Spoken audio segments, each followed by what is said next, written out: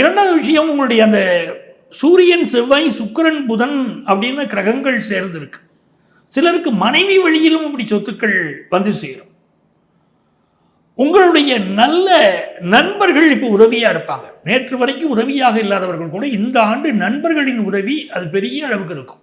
ஒரு நண்பன் ஃபாரினுக்கு போயிருப்பான், உங்களை இப்போ கூப்பிடுவான், ஃபாரினுக்கு நீ வா, நான் உனக்கு வேலை வாங்கி தரேன்னு கூப்பிடுவான். அப்படி நல்ல நண்பர்கள் கிடைப்பார்கள்.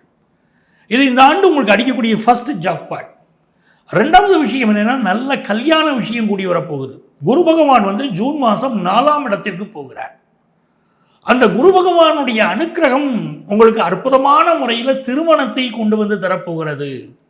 இந்த திருமணம் எப்படின்னு கேட்டிங்கன்னா, முதல் திருமணம் இன்னும் நடக்கலைங்கிறவங்களுக்கு திருமணம் ஆகும்.